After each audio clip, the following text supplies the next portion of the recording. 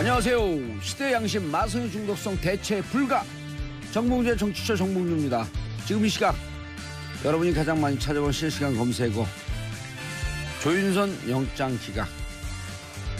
역시 오민석 판사 이름도 검색어에 오르고 있습니다. 검찰은 강력 반발하고 있습니다. 특활비 받은 사람들이 다 구속됐는데 왜 조윤선 장관만 빠지냐, 이런 논리겠죠. 이재용 최후 진술, 어제 항소심 공판서 최후 진술했죠. 억울하다. 자, 다음으로 공무원 2주 휴가, 정부가 새해 경제정책 방향을 발표했습니다.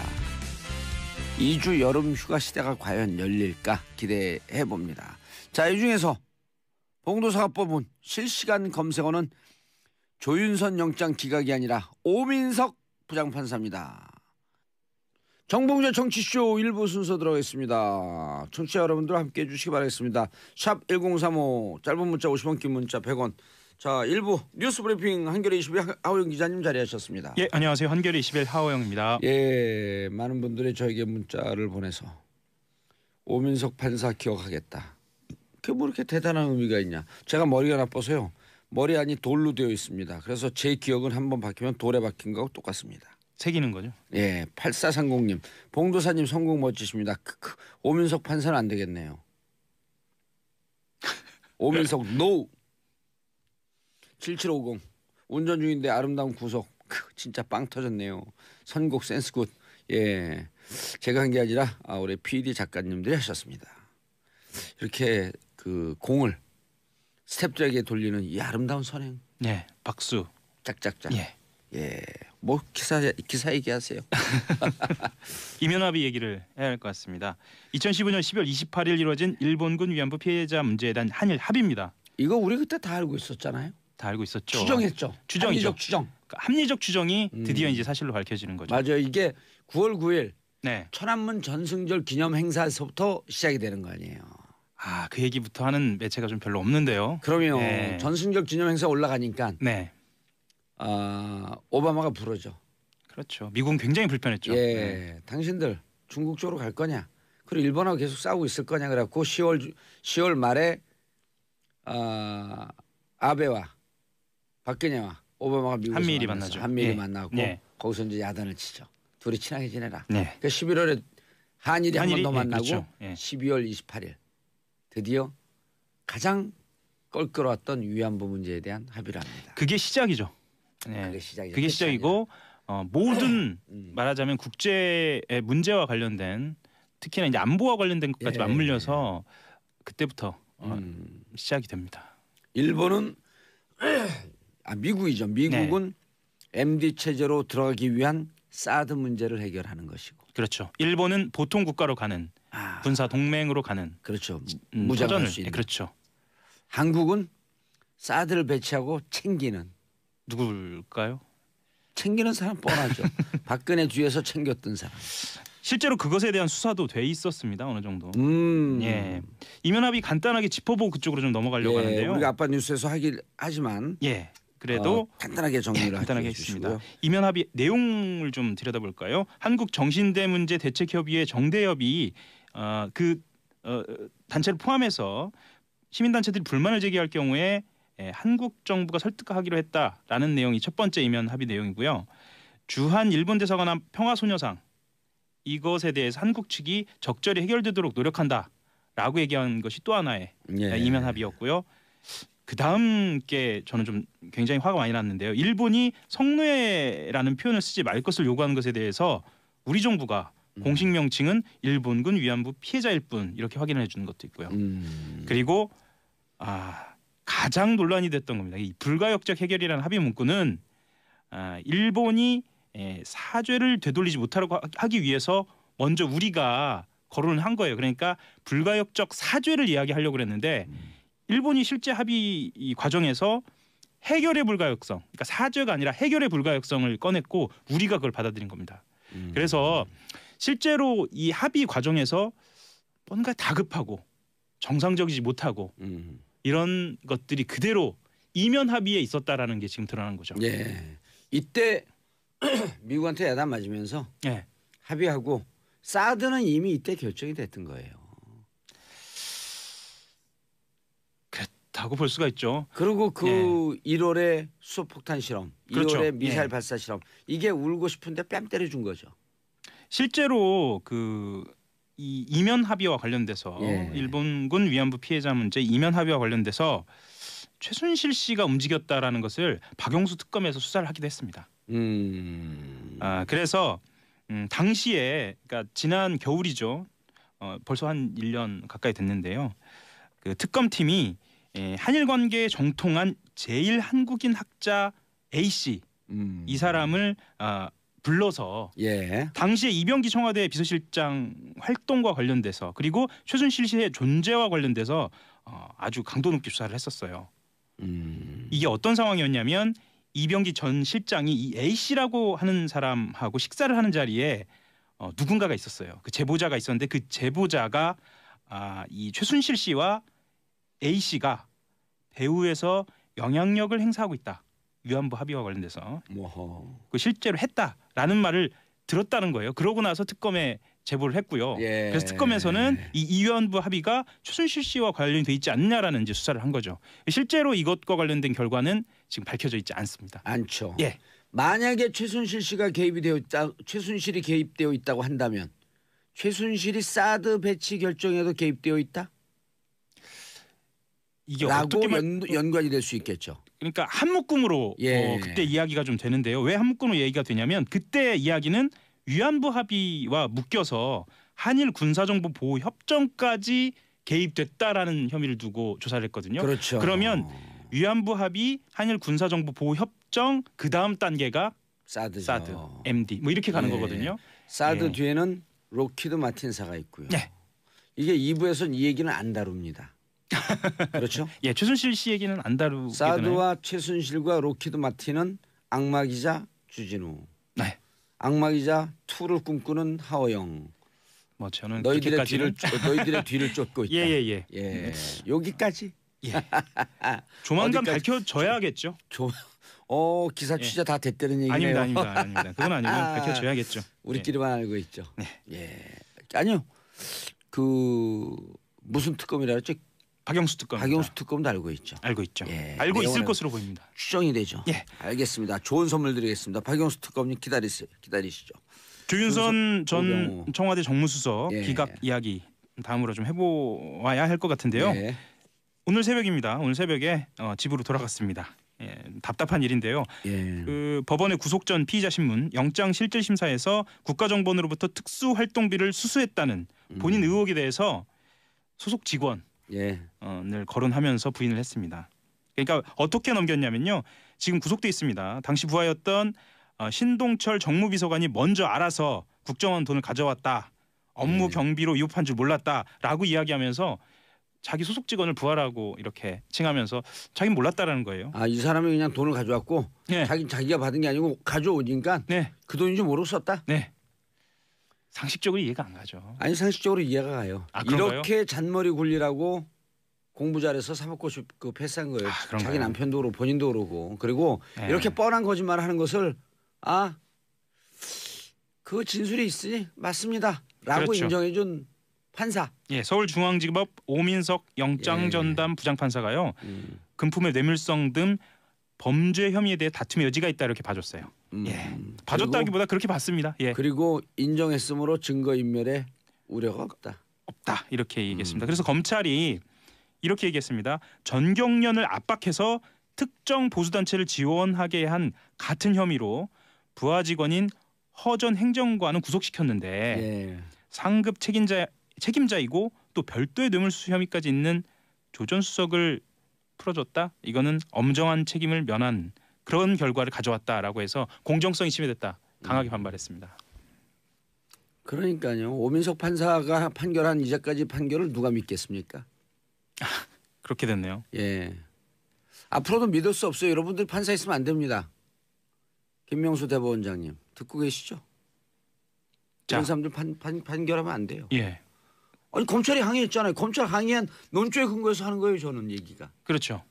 제가 한 것도 아니고. 국민들의 법 감정. 그럼요. 아니 지금 검찰이 뭐라 그랬냐면 믿을 수 없는 즉 신뢰할 수 없는 판결이므로 그 다음에 생략했잖아요. 당신 판사하면 안 돼.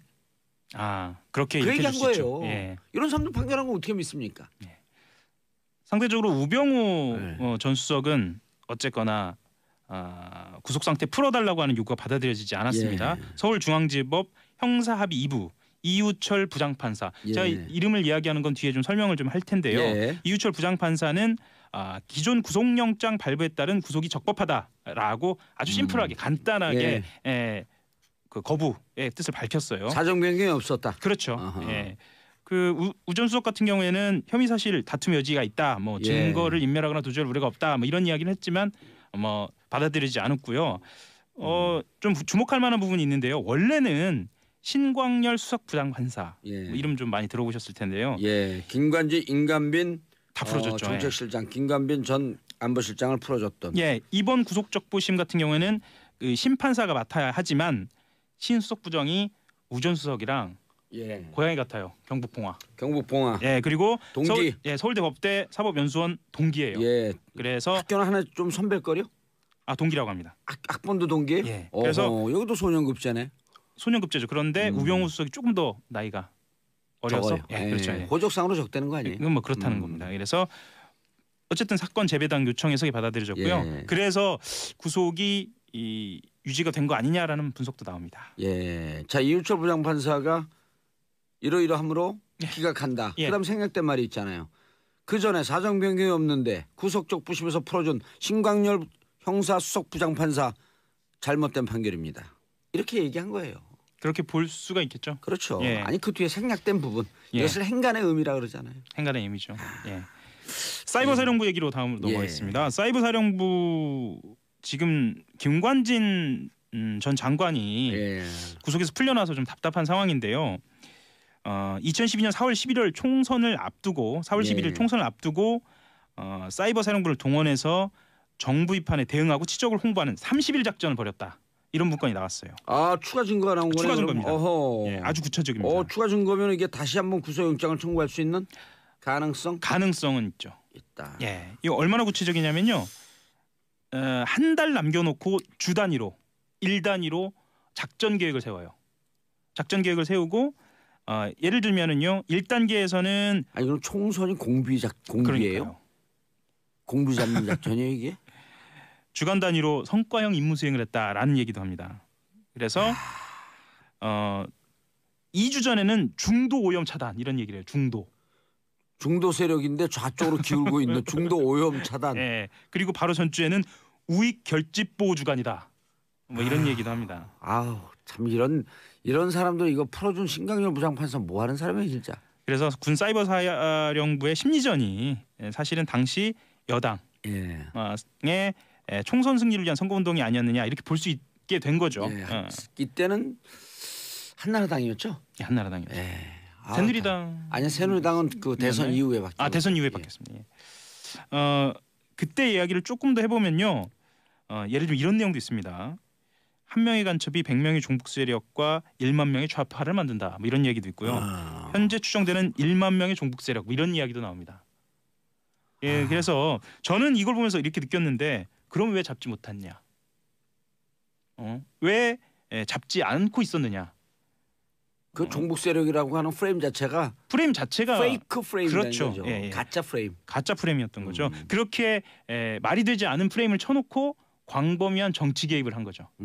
본인들이 그런 식으로 정당화를 한 거죠. 이게 어디서 나온 증거인가요?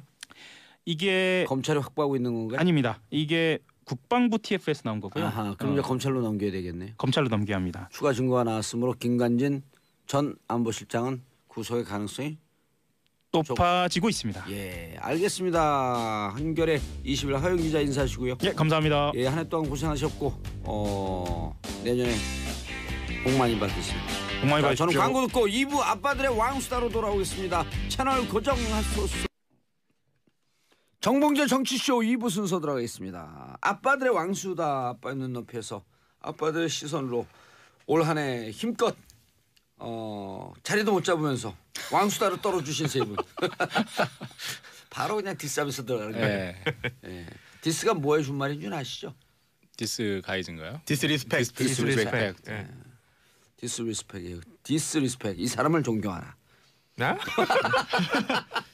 이것을 존경하라. 이것을 존경하라. 디스커스트. 자, 정인설 한국경제신문 기자님.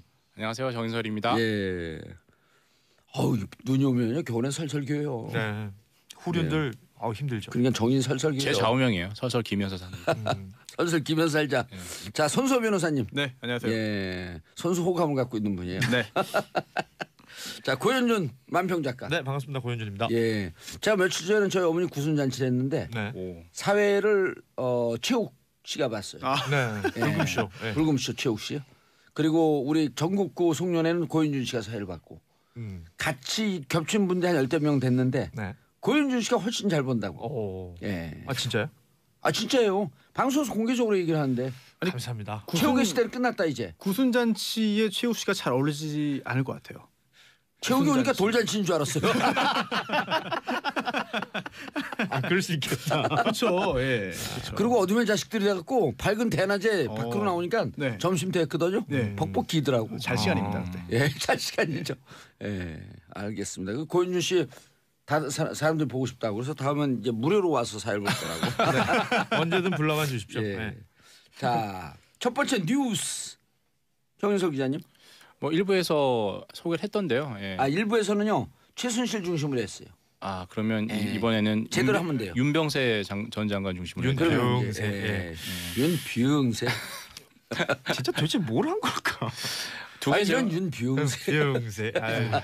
듣고 계실 겁니다 아마 지금. 누구요? 윤병세 장관이 현재 장관이 전 장관이죠. 전 장관이죠. 구속 안 됐어요? 구속이 왜 돼요 지금? 예? 지금 구속 안 됐죠. 예. 희망상을 말씀하시는 건데. 예. 아니 웬만하면 요즘 구속이니까. 다 기억됩니다. 아름다운 구속. 네. 구속 안 되면 그 아름다운 구속이라도 들으라고. 그래야죠. 아마 듣고 계실 겁니다. 반성해야 예. 됩니다. 예. 이제 그 2015년 12월에 합의가 있었죠. 예, 12월 28일입니다. 예, 정식 그 합의문은 없었습니다. 양국에. 예. 양국의 외교장관이 각각 기자회견을 하면서 합의 내용을 발표했죠. 그러니까 엄밀히 따지면 합의라고 볼 수도 없는 거예요. 그 어제 이제 위안부 TF에서 얘기하는 것도 그냥 합의는 합의인데 조약은 아니다. 조약보다는 약하지만 그래도 두 정부 간의 합의다. 정치적 합의다 이렇게 얘기를 했어요. 합의다. 예. 얘기를 했거든요. 그 중에 합의를 공개했는데 두 정부라고 하기보다 두 정권 간의 합의다 이게 낫지 않을까? 그렇게 얘기할 수도 있겠네요. 지금은 또 바뀌었으니까. 예. 니네 정권. 근데 그때 양국 다 밝히지 않은 6개 조항이 있었는데 그게 이제 이면 합의다 이렇게 얘기를 하는 거죠. 그 크게 6개인데 뭐 합해서 3개예요. 똑같은 내용을 각국 정부가 같이 따로따로 가지고 있었으니까 3개가 소녀상 문제, 소녀상 이전 문제가 하나고 예. 두 번째가 이제 정대협 같은 위안부 피해자 단체를 한국 정부가 설득해달라 이렇게 일본 정부가 요구를 했고 세 번째는 성노예. 이건 미국에서 쓰는 얘기고 예. 사실 위안부라는 거는 일본 정부가 사실 만들어낸 용어죠. 되게 순화한 용어잖아요. 영어로 하면 컴포트 위민인데 성노예는 뭐라 그러죠? 섹슈얼 슬레이버리라고 하더라고요. 아, 섹슈얼 슬레이버리. 예, 원래 이게 미국에서 쓰고 이랬죠. 사실 공식 용어죠. 어찌 보면 맞습니다. 이게 전후에 인터내셔널 공식. 맞습니다. 전시에 항상 이건 성노예라는 표현을 썼는데 그렇죠. 일본이 이걸 순화하고 약간 그 희석시키기 위해서 위안부랑 컴포트 위민이라는 말을 썼죠. 일본 문제 가장 전문가 중에 한 분인 네. 전효옥 작가는 네. 컴포트 위민이라고 쓰는 사람들을 막 질타해요. 왜 그 일본이 이 사건을 축소, 폄하, 왜곡하기 위해서 만든 용어로 왜 쓰냐? 위안부란 단어 자체가 예. 그 굉장히 그 왜곡돼 있는 단어인 거죠. 예. 뭐 위로해고 뭐 안정시켜주고 이런 여인 이런 표현인 거잖아요. 맞습니다. 그 전쟁 당시에 그 자기네들 병사를 우리가 왜 그를 위로를 해주고 예. 그럽니까? 끌려가서 진짜 말 그대로 성노예로 그 고생하셨던 분들을 전효옥 작가 이렇게까지 표현해요. 일본군 전쟁 성노예. 맞는 말 같습니다. 예. 그렇잖아요. 그래서 일본군 위안부라고는 쓰긴 예. 쓰죠 지금. 순화한 거죠. 그래서 법적으로도 강간인데 이걸 성폭행으로 표현하는 것처럼 약간 좀 이제 순화시키는 측면이 있는 거죠. 근데 우리는 성노예라고 하는 게 낫지 않을까요? 그게 더 전달이 확실하면은 예. 또 강도를 더 정확하게 전달할 수 있을 것 같습니다. 아니, 미국에서 쓰니까. 의미 아, 전달은 우리 더 미국 사람들 정확하게 좋아하잖아요. 쓰는 우리 거죠. 미국 그래요? 사람 좋아해요? 왜 그러세요? 아, 좋아하세요? 예. 아, 좋아해요. 도널드 트럼프? 까까 트럼프. 저는 미국 못 도널드 가봐가지고 못 가봤어요? 한 번도 못 가봤습니다. 그럼 미국 가는 비행기 트래블에도 잠깐 올라갔다 내려와도 한남 미국 갈 뻔했어요. 감사합니다. 네. 그 제가 이어갈까요? 난감해서 말을 못 하겠네요. 정인설입니다. 예. 그 세 가지 내용에 대해서 한국 정부가 당시 이제 박근혜 정부죠.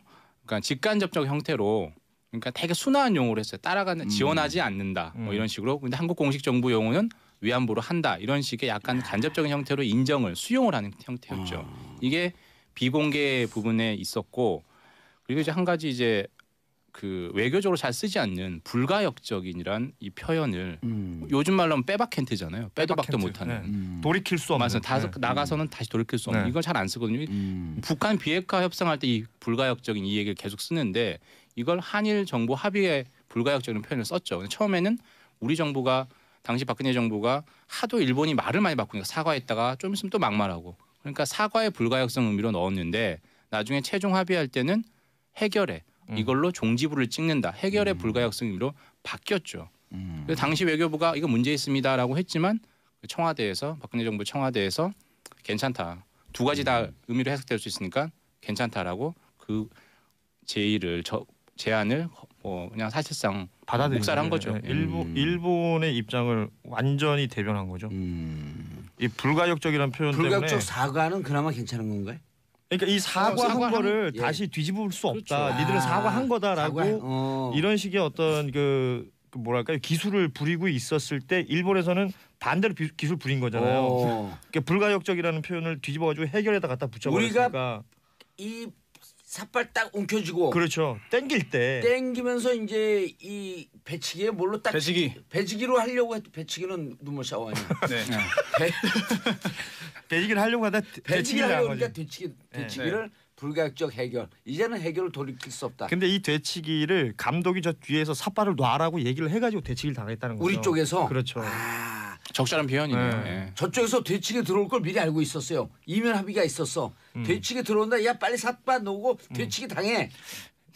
그렇게까지 했지는 않겠지만 제가 봤을 땐 이건 어떤 무능의 산실이다 이렇게 봅니다. 시간에 쫓겨서 한 거죠. 네. 예. 그러니까 2015년 연내 해결해야 된다라는 게 너무 컸다는 거 아니에요? 예. 더 그러니까- 중요한 건 그 뒤에 빅 감독이 따로 있었어요. 빅 감독. 오바마. 니네 싸우지 말고 빨리 해결해.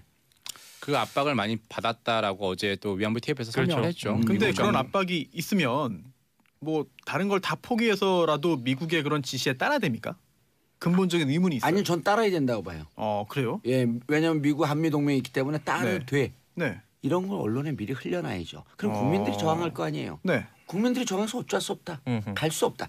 이렇게 국민들을 믿으면 국민들을 레버리지로 쓰면서 가는 게 정부예요. 근데 밀실에서 하다 보니까 아무 힘이 없는 거예요. 네. 국민들을 너무 무시한 거예요. 국민 정서라는 게 있을 텐데 이걸 교육부 국장은 국민들을 개돼지라고 불렀잖아요. 빠따 쳐야 됩니다. 좋은 말이 안 나와. 네. 그러니까 네. 아니 그 일본과의 합의 말하면서 또 일본어의 잔재를 말씀하시면 어떡합니까? 사과하십시오. 배트 쳐야 네. 됩니다. 몽둥이. 네. 정정하겠습니다.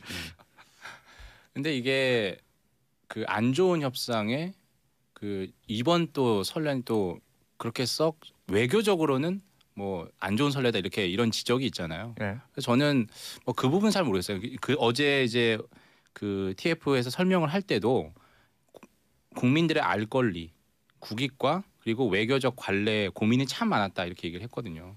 이 부분에 대해서 사실 저는 이때 밝히는 게 공개하는 게 적절했나 이런 부분을 좀 생각해 줄 필요가 있는 것 같아요. 지금 북핵 협상 이거 상당히 예민한 시기고 평창 올림픽을 앞두고 뭐 이렇다 하더라도 이건 사실 어떤 뭐 그 정치적 어떤 그 판단이겠죠. 이렇게 판결한 게 그런 부분은 좀 고민할 필요가 있지 않나 생각이 됩니다. 아니 그러니까 이거는요 위안부 문제 끝내고 일본과의 관계를 개선해라. 그리고 일본과의 관계 개선이라고 하는 것은 대한민국 국익과 대한민국 역사 이런 것보다도 한미일 동맹이라고 하는 이 틀거리에서 진행하니 그냥 여기 쫓아라. 이러면 정부는요. 아니 소신 있는 자세를 취해야 될 거 아니에요. 그렇죠. 국민을 믿고. 그런데 이걸 다 감추고 한 거야 그냥. 또 하나 윤병세 전 장관이 기자들에게 이메일을 보냈습니다 어제. 예. 그러면서 해명을 하고 설명을 한 게 이렇게 공개하지 않았던 내용을 공개하는 거는 외교의 뭐 기본도 모르는 일이다. 뭐 그런 취지의 이야기를 했죠. 뭐 외교적 결례다 뭐 이런 표현도 썼더라고요. 실제로 어떻습니까? 이렇게 되면은 공개 안 해야 되는 건가요?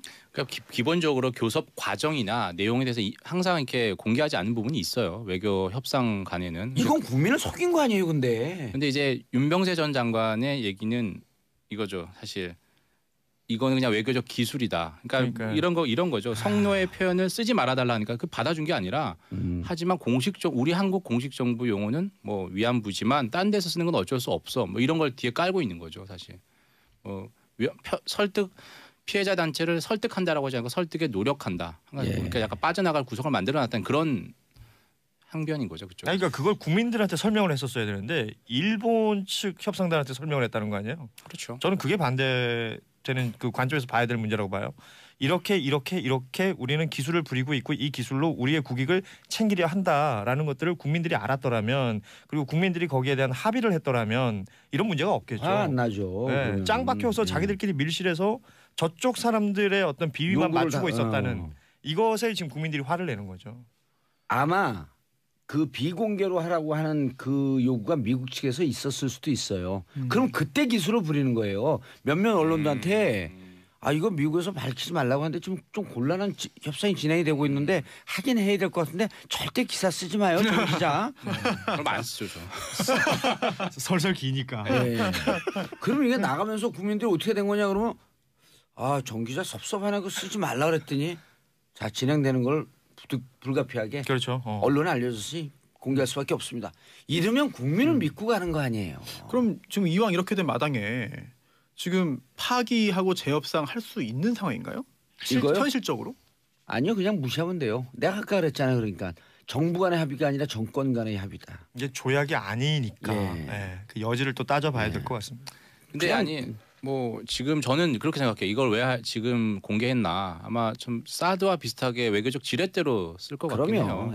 그리고 여기서부터 사드가 쭉 간 거 아니에요. 그러니까 이 뒤에 뭔가 사드를 배치하고 싶었던 세력 로키드 마틴은 아니고 그 여기서 또 최순실 얘기를 불안할 수가 없어서 이 말을 내가 해야 되나? 자, 다음 이슈 넘어가기 전에 긴급 정보 들어왔습니다. 6일 2일 소신역의 기사입니다. 강서구청 사거리에서요 크레인이 도로로 넘어져서 김포공항 방면 전면 통제하니 우회하시기 바랍니다. 6일 2일 님이 소신역의 기사님이 보내주셨습니다. 강서구청 사거리에서 크레인 넘어졌습니다. 김포공항 방면으로 운행하시는 분들 우회해 주시기 바라겠고요. 사진 봤는데요. 크레인이 그 버스 중간을 딱 쳤어요.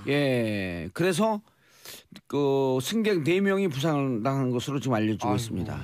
버스 정류장에 서 있을 때 만약 버스가 없었으면 정류장에 서 있던 우리 그 시민들이 이야 그러네.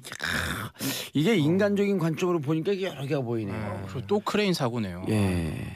아니 버스가 그나마 버스 계신 분들에게 좀 죄송하지만 버스가 막아서 인도에 계신 분들 그렇죠. 정류장에 계신 자칫 잘못하면 정류장에 계신 분들 대형 참사로 이어질 뻔했는데 왜냐하면 요즘 추우니까 하늘 안 보고요. 그렇죠. 다 안 그리고 이어폰 듣고 핸드폰 보면서 고개 숙이고 있거든요. 그러니까. 이거 크레인 넘어지는 거 못 봐요. 못 보고 소리도 못 들어요. 이어폰을 다 듣고 꽂고 계셔가지고. 알겠습니다.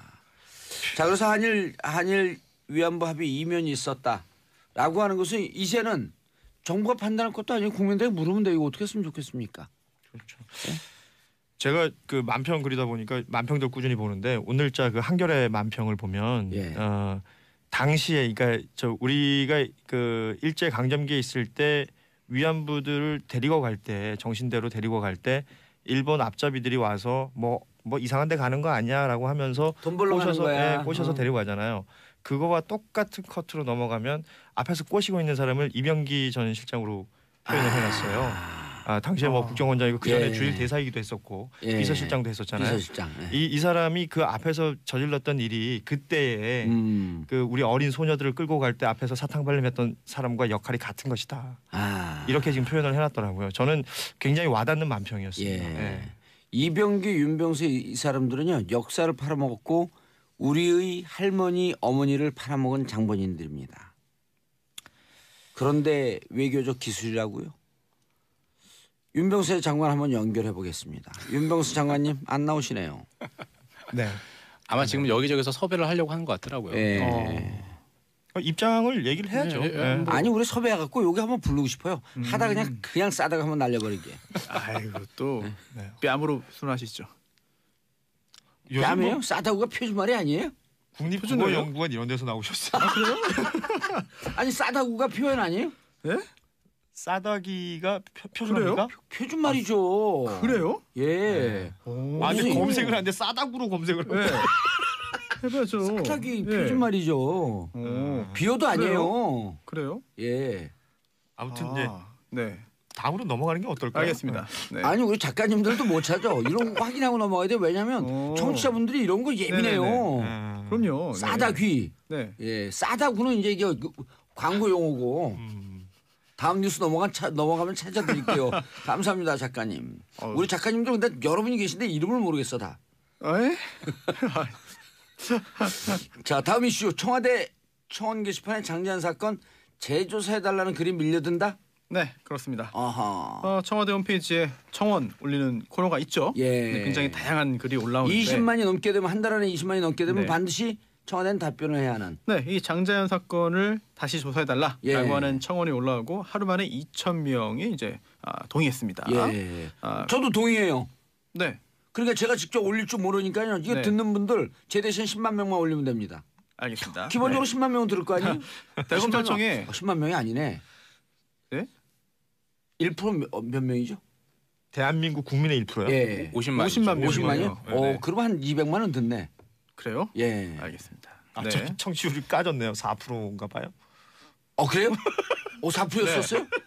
굉장히 오. 높은 수치네요. 네. 아니요. 한 명이 들으면 가족이 함께 들으니까 곱하기 5해야죠. 그렇군요. 20%. 예. 대검찰청에 검찰개혁위원회가 있습니다. 예. 이 검찰개혁위원회가 과거사위원회, 검찰이 만든 법무부가 만든 그 검찰 과거사위원회에 이 장자연 사건 재조사를 제안할 것을 검토 중이라는 보도. 예.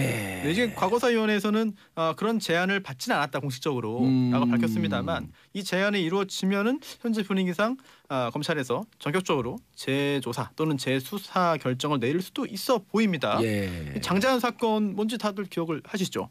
그럼요. 이제 꽃보다 남자라는 드라마에 출연했던 이제 인기를 막 얻기 시작했던 여배우가 예. 스스로 목숨을 끊었는데 예. 유서에 술 접대, 성상납을 강요받았다. 성상납을 강요받았다. 폭행과 욕설에 시달렸다라고 그리고 하면서 실질적으로 그 유서를 보게 되면 네. 성상납을 한 거로 할 네. 수밖에 없었던 네. 이렇게 보이잖아요. 그렇습니다. 그리고 국민들 중에 이 기사를 보고 이거 사실이 아닌 것 같아라고 하는 것은 네. 성상납을 받은 사람과 그 주위에서 이 사건을 무마했던 사람들 빼놓고는 누가 그렇게 믿겠어요? 그렇죠. 굉장히 구체적인 정황들이 적혀 있었고 예. 또 주변 사람들에게도 그런 고민들을 굉장히 깊게 토로했던 것으로 이제 확인이 됐는데 중요한 건 그럼 누구냐입니다. 예. 그 대상이 누구냐? C-일보 관계자 아니에요? 일단 법원 판결이 나왔는데요. 예. 법원에서는 그 해당 신문사 또 신문사의 사주와는 직접 관련이 없다라는 판결을 선고했습니다. 직접 관련이 없으니까 해당 신문사 네. 밝히세요. 밝혀요? 예. 네, 조선일보죠. 직접 관련이 없다며. 판결이 나왔어요. 그러면 관련이 없는데 밝힌다고 어때요? 아니 시일보라고 하셔가지고. 그래요. 제가 네. 좀 비겁하잖아요, 인간이. 네. 그렇습니다. 확인됐습니다. 네. 예. 조선일보. 네, 문제가 오. 없다는 판결이 나왔어요. 조선일보 우리가 보는 예. 그 조선일보요? 네네. 그 훌륭한 분들이 그런 짓을 했을까? 그래서 법원에서는 그런 일 없다라는 판결이 선고됐죠. 예. 법원이 훌륭한 일을 했네요. 예, 그래서 재조사해봐야 돼. 그런데 당시에 예. 이제 그 조선일보에서 이런 공개적으로 이런 말을 했습니다. 우리 신문사와 관련이 없다. 그러면서 스포츠 조선 사장이다라는 말을 공식적으로 했어요. 언론에 그걸 공개를 했어요, 실제로. 야, 이 바보들아. 예. 그런데 그 후에 그분에 대해서는 문제가 제기되지 않고 법적인 처분도 없었고 재판도 없었어요. 네. 그렇다 보니까 또 하나 지금 제기되는 이야기가 조선일보도 아니고 스포츠 조선도 아니고 아무도 아니다. 예. 그냥 다만, 법원이다. 아니요, 그것도 아니고. 그건 법원도 아니에요? 그것도 아니고 다만 그 장자연 씨의 기획사 사장이 있는데 대표가 있는데 예. 그 사람이 소설을 썼다? 그 사람이 평소에 좀 과장하는 습관이 있다. 그래서 망상증 환자다? 망상증 환자인지 모르겠지만 과장을 한다 습관적으로. 그래서 사장이라고 어디 사장이야라고 했지만 알고 보니까 그것도 아니고 좀 직급을 두세 과장 단계. 사장이면 뭐예요? 그러니까 직급을 두세 단계 과장한다는 거죠. 이렇게 부풀려서, 난 과장 올려서, 높여서. 예. 그래서 뭐 연예기획사 무슨 뭐 높은 분이다 했더니 그렇지도 않고 또 모은행 행장이라고 소개했는데 알고 보니 그것도 아니고 그럴 가능성이 높다는 제보가 있어요. 손수호 변호사의 브리핑이 제일 헷갈려. 그래서 하고 싶은 얘기를 가리고 가려고 그러고. 네. 그러다 보니까 법적으로는 이게 판결이 요약하면 두 가지 판결이 있었습니다. 하나는 이 장자연 씨가 남긴 유서가 위조된 게 아니다라는 판결이 한 번 있었고 또 하나는 그렇다고 해도 그 신문사의 사주와는 관련이 없다는 판결이 있었거든요. 근데 이거 정말 그 억울한 죽음이거든요. 우리가 웃으면서 말씀드렸고 좀 죄송하긴 한데 억울한 죽음 아니에요. 그리고 미래가 보장되어 있는 여배우였었고요. 저는 그 대목 중에 어머니 기일인가 그렇죠. 하는 게 나오죠. 어머니 기일이니까 오늘만 좀 용서해줘라. 그날도 불려나갔다. 아까 S4모로 시작된 표현 뺨만 표준어고 오늘 언급한 단어는 다 속어래요. 그러니까 동의어는 맞아요. 속어. 그 재혼 좀 하지 말아주세요. 그리고 청취자 여러분도 참고해 주시고요. 중요한 건 정봉주의 정치쇼 3부 순서 들어가겠습니다. 자, 장자연 씨 얘기 하다 말았죠. 마저 정리해 주시고 다음 주제로 넘어가겠습니다. 네, 이 장자연 씨의 죽음이 굉장히 안타까운 비극인데 당시에 또 언론 보도가 굉장히 여러 가지 좀 어지럽게 됐습니다. 나왔죠. 여러 갈래로. 네. 그러면서 뭐 그중에 몇 가지만 말씀드리면 이제 장자연 씨의 그 죽음 또 그 사건에 청와대와 국정원이 개입했다는 의혹을 제기한 기자도 있었습니다. 당시에 그 신영철 대법관 되기 전에 이제 재판에 개입했다. 그래서 논란이 있었고 정권에 좀 부담이 됐죠. 신영철 대법관은 계속 문제가 됐지 않았었나요? 대법관 될 때부터. 그러니까 그 전에 있었던 이 일 때문에 대법관 임명에 있어서 문제가 됐는데 그래서 이제 정권에 부담이 되고 인기도 이제 떨어지는 추세에 있자 이 사건을 신영철 대법관 사건을 무마하기 위해서 장자연 씨 사건을 국정원과 청와대가 이제 만들었다 또는 부풀렸다라는 그런 설을 제기한 기자가 있었죠. 근데 그 후에 뭐 확인 보도가 없던 걸로 봐가지고 사실관계 확인은 안 되는 것 같습니다. 기타 여러 가지 그런 보도들이 있었고 또 배우 송선미 씨, 또 김부선 씨, 또 이 장자연 씨의 그 전 기획사 대표로부터 고소를 당했죠. 무고 등으로 고소를 당합니다. 그래서 이 사건이 굉장히 선정적인 면이 애초에 있는 사건이긴 합니다만 사건이 좀 가십으로 취급되고 또 선정적으로 또 부각이 되고 하면서 본질이 좀 감춰졌어요. 그러다 보니까 이제라도 8년쯤 지났죠. 이제라도 좀 진실을 밝혀보자라고 하는 분들이 청와대에 이런 청원을 많이 올리고 동의하시는 것 같습니다. 이게 공소시효가 얼마나 남았어요? 이게 무슨 죄에 적용되느냐에 따라서 다른데 사실은 공소시효 아직 10년이 안 지났잖아요. 웬만한 범죄 공소시효는 아직 다 살아있다고 보시면 됩니다. 그리고 한 젊은 여배우의 죽음 아니에요. 자칫 잘못하게 되면 진짜 선정적으로 흐르고 그 흐르는 것을 우리가 막지 않고 거기에 대해서 문제 제기하지 않았던 우리 사회가 전체적으로 공범자라고 봐야 돼요. 네, 지금 되돌아보면 당시에 이 사건이 터지고 나서 뭐 접대가 어떻고 뭐 성상납이 어떻고 굉장히 좀 그런 그 황색 스타일로 흘러간 면이 있습니다. 제 기억으로는 주진우 기자도 이 기사를 많이 썼거든요. 그 많은 자료를 갖고 있고 지금이라도 재수사를 해서 그리고 이게 그 기득권층 권력층의 아주 대표적인 슈퍼 갑질이 또 하나거든요. 그렇습니다. 실제로 그 장자연 씨의 유서에 있었던 그 직위, 그 직장과 그 직책, 직함, 직위가 사실이라고 한다면은 확인할 필요가 있겠고 또 설령 그게 과장이라고 하더라도 그렇다면 누군가는 있을 거 아닙니까? 누군가는 그 31명이 다른 사람이 있을 텐데 그 사람이 누군지도 확인을 해야 의혹이 풀릴 거예요. 그래서 우리 청취자분들이 지금 청와대에서 이게 장자연 사건 재수사 청원 진행되고 있다는 것을 알기만 하면 되는 거죠? 네.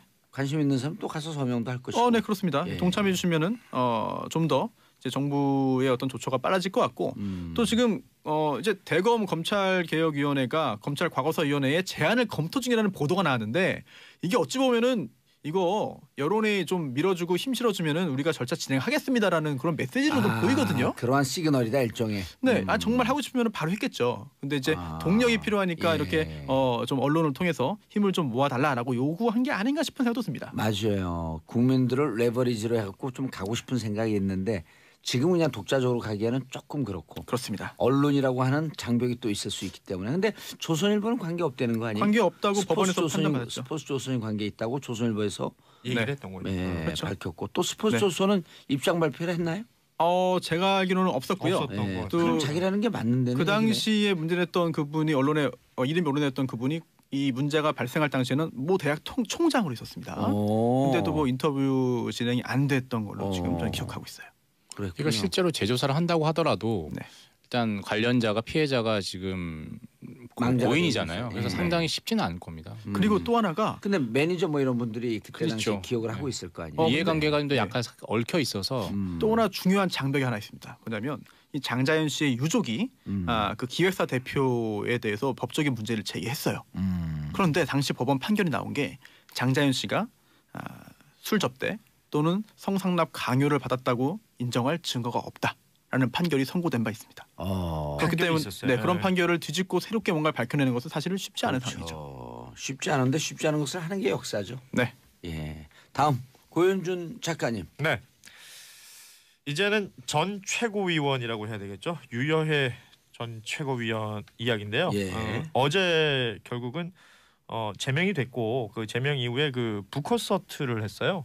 그 정준길 또 당협위원장이랑 같이 유여해의 류 그리고 정준길 길 웨이 그래서 류웨이 북콘서트를 했었는데 그곳에서 뭐 계속해서 이제 홍준표 대표에 대한 뭐 폭로가 있을 것인가 많은 사람들이 주목을 했습니다만 그 폭로까지는 아니고 계속해서 뭐 자신의 입장을 피력하는 그런 시간들이 있었습니다. 이 제명이 됐던 이유가 결국은 그 정주택 윤리위 그 위원장 얘기로 이제 정리를 해보면 뭐 돌출 행동, 뭐 허위 사실 유포 이런 것들로 해당 행위 혹은 당의 위신을 훼손하는 행위가 상당히 심각하다라고 판단이 되어서 제명 결정을 내렸는데 이게 결국은 그 전당대회에서 선출한 최고위원을 그 당원 당규에 있는 최고의 어떤 징계를 준 거거든요. 개명이죠. 예, 이런 사례는 없었기 때문에. 뭐 이 부분에 대한 얘기들을 계속하는 것이고 사실은 정치적으로 해석을 하면 이렇겠지만 사람들의 이목을 끌고 있는 건 서로 간의 어떤 막말, 뭐 설전 이런 것들이 더 많은 환경을 차지하는 것 같습니다. 그래서 그 뭐 홍준표 대표가 워낙에 말을 세게 하고 흔히 말하는 막말을 하는 걸로 유명한데 유여해 전 최고위원도 계속해서 그 얘기를 하는 거죠. 나는 몇 번 했더니 제명이 됐고 홍준표 대표는 그렇게 많이 했는데 2시간 만에 기각이 돼버리더라 윤리위원회에서 그런 얘기들을 하고 있으면서 홍준표 사당화에 대한 문제 제기를 유해 의원은 위원은 계속 하고 있는 거고 이 부분에 대해서 그 이후에도 계속해서 유해 그 전 최고위원은 뭐 나도 제2의 박 전 대통령처럼 당에서 쫓겨나는구나라는 생각을 했다. 그러니까 본인 스스로를 계속해서 그렇게 만들어 나가고 있는 것 같아요. 이 부분에 대해서 이제 많은 분들의 반응은 짜증 난다. 뭐 하는 짓이냐 둘이 똑같다 뭐 이런 반응들이 많고 상대적으로 홍준표 대표를 비판하고 있는 유여해 전 최고위원을 또 지지하는 그런 댓글들도 의외로 많더라고요. 응원 여론이 있습니다. 속 시원하다 뭐 이런 여론들도 확실히 있긴 있더라고요. 아무튼 뭐 그 전당대회 때 그 기탁금 3천만 원 냈던 거 돌려받고 싶다 뭐 이런 말도 했고요. 정치인의 막말이라는 주제로 책을 쓰겠다 뭐 이런 얘기도 했는데 이런 얘기들이 뭐 어떻게 또 우리 그 청취자분들에게는 전달이 될지 아무튼 좀 답답하고 좀 보고 있으면 좀 난감한 상황들이 너무 많은 것 같아요. 근데 제살 깎아먹기죠. 사실 조금 전에 말씀하신 게 류여해 전 최고위원이 나도 박근혜 전 대통령처럼 쫓겨났다 당해서 이런 이야기를 했다는데 약간 좀 어색합니다. 왜냐하면 홍준표 대표의 측근으로서 박근혜 전 대통령을 당해서 이제 쫓아내는데 굉장히 중요한 그런 그 역할을 했잖아요. 그렇죠. 결과적으로. 그런데 이제 와서는 사실은 나도 쫓겨나는 거다 이렇게 말씀하시면은 이 부분에 있어서는 약간 입장이 정말 그 상황에 따라서 굉장히 많이 바뀌는 게 아닌가 싶은 생각이 듭니다. 역시 정치인의 이야기는 그때마다 좀 달라지는 것 같아요. 그래서 그 유여해 전 최고위원이 뭐 여러 가지 기행들이 있었죠. 그 이모티콘으로 유명한 라이언. 네. 인형. 들고 이제 윤리위 처음에 출석할 때 들고 왔다가 어제 북콘서트 할 때는 사이즈도 엄청 큰 인형을 들고 또 그래요? 했어요. 그럼 뭐예요? 무슨 의미를 가져오는 거예요, 그거를? 그 본인이 얘기를 하기로는 정치인도 인형을 들고 다닐 수 있다. 처음에는 이런 말을 했어요. 본인이 너무 외로워서 아무도 자기를 지켜주지 않으니까 이 라이언이랑 같이 왔다 뭐 이런 말을 했는데. 아니 난 예전에 그 사람 기억이 변화 났고 야옹 낸시랭. 예. 결혼했어요. 어제 기사가 놔두고요. 그러니까 제가 이게 예의감이 있는 것 같아. 별건 느닷없이 생각이 나면 그게 무슨 사건하고 연결이 돼요. 낸시랭의 결혼이 사건인가요? 사건이죠. 지금 얘기하잖아요. 낸시랭이 왜 생각이 나지 회랑하네? 아무튼 그런 식의 어떤 이미지를 가지고서 본인이 외로웠다, 힘들었다라는 걸 그렇게 표현했던 것 같아요. 그런데 이 부분에 대한 홍준표 대표의 반응은 그 왜 저 유해 전 최고위원이 그런 얘기를 했잖아요. 그 독대한 자리에서 그 홍준표 대표로부터 뭐 성희롱 같은 발언을 들었다라는 얘기를 했는데 이 부분에 대해서 24년 정치 활동을 하면서 단 한 번도 성희롱 발언이 한 적이 없고 성희롱으로 구설수에 오른 적도 없다. 홍준표 대표가 이런 말을 했는데 그 해당 행위를 하고 제명된 사람의 말을 써주는 언론에게 참으로 유감이다. 뭐 이런 표현을 했어요. 그 글쎄요. 막말로 치면 그 우리 홍준표 대표도 언론에서 엄청 많이 써주지 않습니까? 네. 그리고 심지어 그 많이 방송에 공개가 됐습니다만 유해의 전 최고위원한테 그렇게 말하면 언론에서 안 받아준다. 오버액션하지 마라. 이런 코치까지 했던 분 아닌가요? 네. 아니 그리고 자유한국당에서 제명되면 기사를 쓰면 안 되나요? 글쎄요. 자유한국당에서는 제명됐지만 여전히 정치계에 있으면 정치인이죠. 그럼 기자들이 그 기사의 밸류를 보고 판단하고 기사를 쓰는 거 아니에요? 그건 그렇죠. 그건 말 그대로 기사를 쓰는 기자들이 보는 가치가 있는 거죠. 네. 기자들이 기사 쓰는 거에 대해서 유감이다. 왜 유감이죠? 자기에게 불리하고 불편하니까 그럴 텐데요. 홍준표 대표는 그래도 요즘에는 좀 생각을 좀 고쳐먹은 것 같아요. 아니, 그러니까 유해하고 막말 배틀하다가 본인의 계속 이게 말려 들어가면 불리하다고 이렇게 본 것 같아요. 요즘 안 하더라고요. 그리고 이제 예전에는 딱 25% 지지받을 때는 그 안티를 더 많이 양산하다 하더라도 표를 받기 위해서 그렇게 말을 세게 했고 이제는 그래도 제1당의 대표니까 그런 말을 좀 순화해서 하는 것 같아요. 이런 가능성은 없을까요? 그 막말의 컨텐츠가 이제 떨어지지 않았나? 설마 바닥이 났다. 그건 아닌 것 같습니다. 그건 아닌 것 같아요. 컨텐츠가 떨어졌다기보다는 국민들이 이제 눈치 보는 것 같아요. 막말에 대한 피로감을 좀 느끼는 것 같아요, 사실. 그럼 막말 컨텐츠는 무한세매요? 네. 뭐 그럴 수도 있죠. 근데 한세매 아니라 무한세매요? 화수분이죠. 사실 막말을 해도 어떤 좀 대단한 어떤 그 진실이라든지 안에 갖고 있는 해악, 풍자 이런 게 있어야 되는데 그냥 막말인 거죠. 아니 막말의 달인 그 김용민 막말 김용민 선생 있잖아요. 공갈 정청래 선생. 근데 지금 기재로 보면은 공갈 정도는 막말 축에도 못 드는 것 같아요. 그렇죠. 정말 뭐 지금은 인신공격에 무슨 뭐 젠더에 대한 어떤 비하라든지 이게 정말 어찌 보면 그 상식선 이하에 이게 뭐 풍자나 해악이 담겨 있는 게 아니라 말 그대로 비난 이런 것들로 막말을 하고 그리고 좀 더 자극적인 표현들을 찾아내기 때문에 그렇죠. 사실은 그 막말을 듣고 있으면서도 저 막말이 뭘 의미하는지 모를 때도 있어요 우리가. 아니 김용민 씨의 막말은 우리 사회에 아주 문화적 그 지평을 열어줬어요. 왜냐하면 거기서 아이디어를 얻어갖고 한 콘서트에서 아무 말 대잔치 뭐 이런 거 하잖아요. 그렇죠. 그게 김용민 막말부터 갔다는 설이 있어요. 본인의 주장 아닙니까? 제 주장인데. 아무튼 이 정치권에서 막말하는 것들에 대해서 이제 말씀하신 대로 피로감을 느끼기도 하고 그 많은 국민들이 인상을 찌푸리는데 왜 이렇게 정치권에서는 이제 막말이 사라지지 않느냐. 막말이라는 게 결국은 그 누군가는 즐거워하니까 하는 것일 거란 생각을 하게 되거든요. 그러니까 본인의 지지 세력을 집결하는 데는 이 막말처럼 효과적인 게 없다. 그 이거는 뭐 제가 보기에는 저희 그 뭐 제 주변에 있는 어르신들이 예전에 그 지난 대선 때 홍준표 대표의 뭐 여러 연설이나 이런 걸 보면서 그런 표현을 하셨어요 저한테. 저도 듣고 많이 놀랐는데 야 홍준표 말 잘하대. 근데 그 내용을 들어보면 내용은 그 사실관계 기반했다거나 이런 것보다는 표현이 센 거 이런 것들에 대해서 말을 잘한다는 평가를 하더라고요. 그 주장이 그 마음에 드니까 또 그 진영이 마음에 드니까 무슨 말을 해도 이뻐 보이는 거죠. 이뻐 보이는 거죠. 알겠습니다. 자, 강원도에 건조 경보가 발표됐네요. 오늘 오전 11시 강원도 지역에 건조 경보가 발표됐습니다. 자, 우리 정치쇼 애청자 청취자 여러분, 화기를 취급할 때 그리고 거기뿐만 아니라 건조한 지역들 화기를 취급할 때 각별히 주의해 주시고, 요즘 화재 사건으로 인해서 국민들 가슴이 많이 안 좋습니다. 그래서 특별히 좀 주의해 주시고요. 산에서는 인화성 물질을 소지하지 마시고요. 혹시라도 산불을 발견하거나 하면 즉시 119 경찰서에 신고해 주시기 바라겠습니다. 강원도 지역에 건조 경보가 발표됐다는 소식입니다. 산불 조심해야 됩니다. 특히 담뱃불, 담배와 라이터 성냥을 아예 갖고 가시면 산에 갖고 가면 안 돼요. 알겠습니다. 자, 척당불기 홍 대표의 부메랑.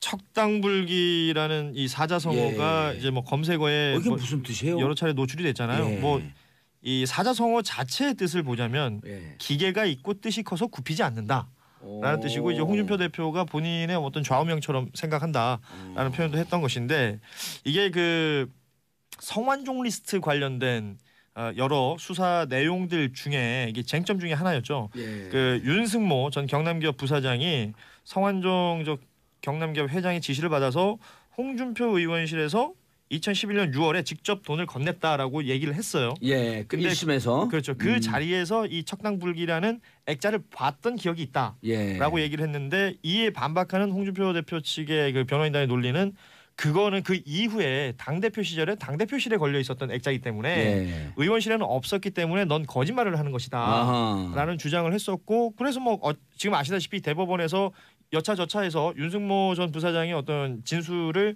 신뢰할 수 없다, 신뢰하기 어렵다라는 그 취지로 무죄 선고가 됐잖아요. 근데 그러고 나서 그 이후에 뉴스타파 보도였는데요. 이 영상을 공개하게 된 겁니다. 그러니까 이게 과거에 그 안상수 의원과 이제 뭐 여러 가지 이야기가 있을 당시에 취재 내용이었는데, 그때는 분명히 홍준표 대표의 의원실이었어요. 의원실 영상이 나오는 장면에 이 척당불기 액자가 있거든요. 왜냐하면 이 척당불기 액자가 그때의 것과 그때의 것이 같은 거냐 다른 거냐 따지기 전에, 왜냐하면 이 글자가 틀려 있는 액자란 말이에요. 그러니까 척당의 당자에 사람인변이 원래 맞는 말인데, 여기는 이제 신방변으로 적혀 있는 액자가 있는데 같은 액자예요. 그렇기 때문에 그 시기를 따져 보면 윤석열 부사장의 말이 맞는 거 아니냐라는 것인데, 뭐 정확하게 날짜가 일치하지는 않습니다만 시기적으로 순서적으로 대표실에도 분명히 이 액자가 있었던 건 맞다. 이런 식으로 뉴스타파가 보도를 했고, 이 보도에 대해서 의원실에도 이게 있었던 게 맞다. 그렇죠. 그러니까 시기적으로 보면 있는 거죠. 그리고 윤승모 부사장이 갔을 때도 이 액자가 있었을 개연성은 충분히 있는 것이고, 그 이후에 당대표실로 옮기고 나서도 그 액자는 있었던 것이 맞는 것이고요. 그렇기 때문에 당대표실에 있었다는 거예요? 의원실에 계속 있었다는 의원실에도 있었고 당대표실에도 있었던 거예요. 두 개가 있는 거예요? 두 개가 있는 게 아니라 똑같은 액자가 옮겨갔다. 이렇게 보는 게 이제 뭐 적절할 것 같은데, 이 부분에 대해서 왜냐하면 대법원 판결이 나서 무죄가 났기 때문에 그 이후에 지금 이런 증거가 나온 것이다라고 이제 뭐 지금 여권이나 여러 인사들이 지금 지적을 하고 있는 것이고요. 이 증거를 가지고 다시 이 홍준표 대표를 좀 따져봐야 되지 않느냐. 왜냐하면 법적으로는 무죄가 났지만 정치인이 이 무죄가 나는데 본인이 근거로 썼던 그 액자가 없었으므로 윤승모는 거짓말을 한 것이다라고 얘기했던 것 자체. 그 논리가 탄핵이 된 거죠. 그 자체가 거짓말이니까 정치인이 이 거짓말을 한 것에 대한 책임은 져야 되지 않느냐라는 지적을 하는 거죠. 정치적 책임뿐만 아니라 손소 변호사님, 추가 증거가 나왔으므로 원래 추가 증거, 새로운 증거가 나오게 되면 확정 판결된 것도 재심 사유가 되거든요. 근데 이 사안에서는 그렇지 않습니다. 왜냐하면 이 재심이라는 게요, 유죄 판결을 받았는데 무죄의 증거가 새로 나왔을 때 피고인의 이익을 위해서 재심을 이제 해주는 거지, 반대로 무죄 판결 받았는데 알고 보니 유죄 증거가 새로 있네, 더 있네 라고 해서 검사가 재심을 청구하는 건 아니거든요. 아니죠. 여기는 홍준표 피고에게는 그 불리한 재심이지만 국민에겐 유리한 재심 아니에요. 하지만 현행 그 형사소송법에 있는 그런 재심 규정은 피고인이 청구할 수 있는 것이고요. 형사상 피고가 피고인이 할 수 있는 거죠. 홍준표 그러니까 대표가 이 판결 났을 때 제가 이 방송에서 김명수 대법관님, 이것은 그 촛불이 원했던 그런 민심이 아니에요, 이렇게 얘기한 게 맞았네요. 그럼 만약에 이 영상이 대법원 판결 선고 전에 입수되었고 검사가 그 부분에 있어가지고 뭐 이미 증거를 새로 제출할 수는 없어요. 증거는 사실심 2심이 변론 종결됐기 때문에. 그러나 이게 언론에 나왔으면 대법의 심리를 바꿔 영향을 줄 수 있었다. 영향을 줄 수 있었다. 그렇습니다. 그러면 다시 파기해서 2심으로 보낸 다음에 2심에서 검사가 다시 증거로 제출했으면 결과가 어떻게 될지 모르는 거죠. 대법 확정 판결 나기 2주 전쯤에 한 기자가 저한테 제보를 하면서 이 동영상이 있습니다. 아 그래요? 예, 이 동영상이 있는데 이 동영상이 뉴스타파에 있다고 알고 있지 않고 우리가 오늘 얘기했던 C모 종편에 있습니다. 그걸 좀 그쪽에 출연하니 가서 좀 찾아주세요. 그래서 보도와 예능은 별개니까 내가 못 찾는다 그건. 그리고 그쪽에선 내가 움직이면 여러 사람이 CCTV를 날 보고 있다. 그건 못 찾을 것 같다. 제가 찾으려고 노력을 안 했어요. 왜냐하면 제가 할 수 있는 일이 있고 할 수 없는 일이 있는데 많은 사람들이 제가 전지전능하다고 보거든요. 만능이라고 봐요. 도사니까. 예, 도사니까. 근데 이거를 확정 판결 나기 2, 3주 전에 찾아달라고. 그래야지 이게 보도가 돼야지 심리에 영향을 줄 것이다. 아니 검찰도 영향을 못 행사합니까 그러면? 자, 이 존재하고 있다는 걸 미리 알았다는 이게요, 거죠. C모 종편 기자가 얘기를 했다는 거예요. 이게 있다 우리한테 있는지 뭐 어디에 있는지. 근데 뉴스타파가 있었는데 그러니까 그 이후에 흘러도 뉴스타파 쪽에 누군가 제보를 했는데 그 영향 끝나고 난 다음에 끝나고 나니까 재판에는 영향을 주지 않지만 그래도 사회적으로는 영향을 살려놔야 되겠다라고 하는 심리로 판단을 준 것 같아요. 이건 제 느낌입니다. 순전히. 근데 2, 3주 전에 판결 있기 2, 3주 전에 빨리 이거를 좀 찾아줘라. 막 재촉하는 전화가 와갖고 시끄러우니 끊어라. 그러다 딱 끊었죠. 그러면은 검사가 그러한 정황이라도 써가지고 내면서 좀 선고라도 뒤로 밀었으면 어떨까 싶은 생각이 드네요. 그 방향을 완전히 바꿀 수도 있었을 것 같은데요. 근데요, 저는요 이렇게 생각을 해요. 굳이 이게 있어야지 대법원에서의 심리가 영향을 줬을까? 대법원이 내서 1심, 2심에 판결을 난 걸 2심, 유심히 들여다봤으면 저는 파기환송 났을 거라고 보는데 기계적 중립이라고 하는 것 때문에 저는 좀 잘못 간 것 같아요. 바른정당의 하태경 의원이 그런 얘기를 했는데요. 그 대법원에서 무죄가 났지만 정치권에서는 유죄로 확인됐다. 이게 뭐 어찌 보면은 그 법적으로 홍준표 대표는 그러겠죠. 난 법에서 무죄 받았으니 나는 이 부분에 대해서는 깨끗하다. 성완종 리스트 뭐 1억 원이라고 적혀 있었던 건 나하고는 해당 사항 없다고 계속 얘기하겠지만 많은 사람들은 그 말을 이제는 신뢰하지 않을 것이다.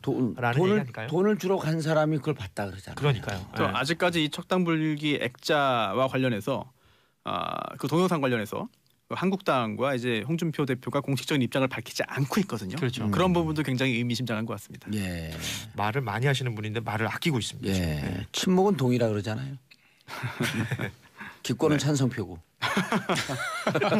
그래서 가능성이 뭐 높진 않아 보입니다만 혹시 그런 이야기를 이제 검사가 이야기를 해서 재판부에 전달이 됐고 그것까지 다 감안을 해서 판결 선고했을 수도 있습니다. 사실은. 그래서 이거를 뭐 검사도 몰랐고 판사도 몰랐다, 대법관들도 몰랐다라고 단정하기는 좀 어려울 수도 있어요. 사실. 이것까지 보고도 그 무죄 확정을 했다? 뭐 이야기는 들었지만 다른 걸 볼 때 이거는 무죄니까 뭐 그냥 판결을 선고했을 수도 있는 거죠. 왜냐하면 증거 부족을 이유로 무죄를 했죠. 그렇죠. 그래요? 이게 뭐 법적으로 따졌을 때 지금 이 동영상 자체가 아주 결정적인 증거가 된다라고는 또 말하기 모호한 부분들도 있거든요. 아니요, 근데 진술의 구체성에서 이게 딱 떨어져요. 그러니까 딱 맞아 떨어지는 거로만. 뇌물은요, 진술의 구체성, 진술의 일관성, 이 두 가지를 갖고 따집니다. 그러니까 윤수모 부사장이 그 진술의 일관성이 없다라는 부분에서 그 어쨌든 법원에서 무죄 어떤 취지를 얘기했던 거잖아요. 진술자의 신뢰성이 뚝 떨어졌기 때문에. 아무튼 그렇습니다. 다음 뉴스. 국민의당 분당 초읽기. 정희석 기자님. 세상에 아름다운 이별은 없는 것 같은데요. 이 찬반 갈려 있죠. 오늘 투표를 어제부터 시작을 했습니다. 그런데 투표율에 다들 초미의 관심사입니다. 지금 이제 안철수 대표를 위한 이제 통합 찬성파, 바른정당과 통합 찬성파는 투표율이 예상보다 높다. 어제가 12%. 통합 찬성파에서 주장입니까? 맞습니다. 그래서 이게 안철수 대표가 당 대표가 될 땐 8.27 전당대회 때 투표율이 24%였거든요. 25% 조금 안 됐죠. 그것만 넣으면 된다 이렇게 생각을 하는 거죠. 오늘까지. 근데 이제 통합 반대파에서는 뭐냐?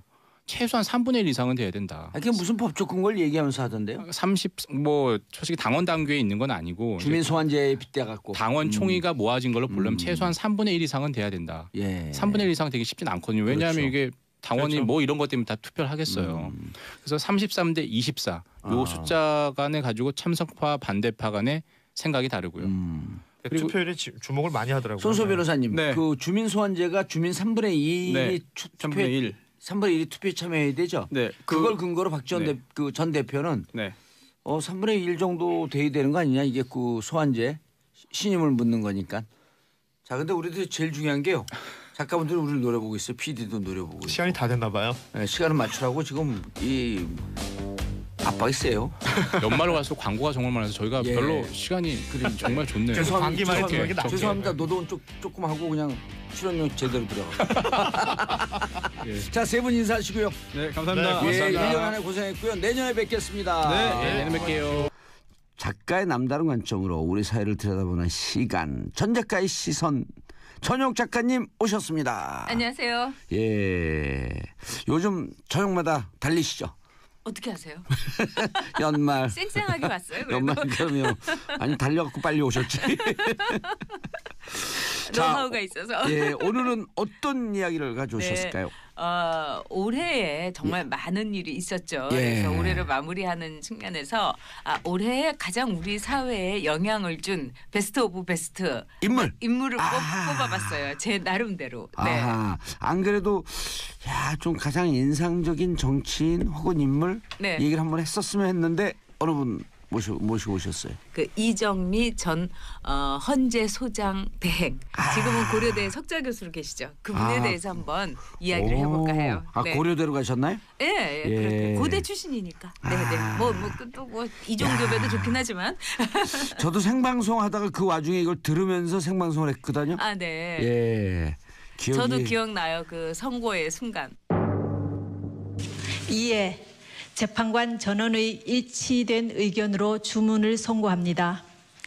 주문, 피청구인 대통령 박근혜를 파면한다. 네. 그냥 소름.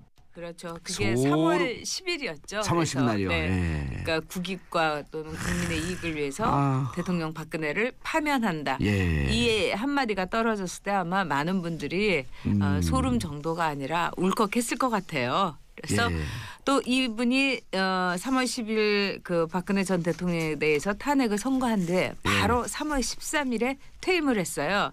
근데 이분의 퇴임사가 그 한비자에 한 글귀를 인용한 것이 이 시중에 회자가 됐었죠. 그러니까 법의 도리는 처음에는 고통이 따르지만은 나중에는 오래 아주 이롭다.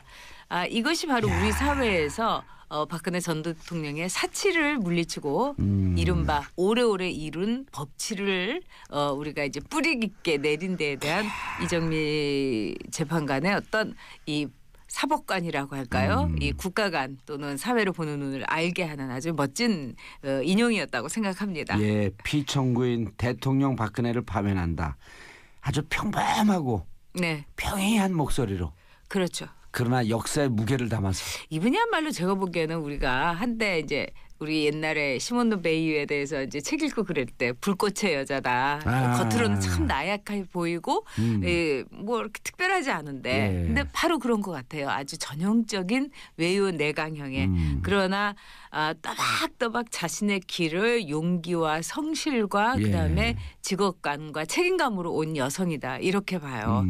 그 시간을 딱 그렇게 선고하고 그 발표문을 끝내고 시계를 딱 보는 그 장면. 역사적인 장면이죠. 예, 그 요약본은 본인이 직접 썼다는 거 아니에요? 그렇죠. 이 주문은 이제 강일원 그 재판관이 쓰고 요약본을 본인이 썼는데 거기에 이제 덧칠해서 이 우리나라에 대한 걱정이라든가 앞으로 이제 대한민국이 어떻게 가면 좋은지 이렇게 짧게 한 걸 보면서 우리가 우리 모두의 마음하고 똑같구나.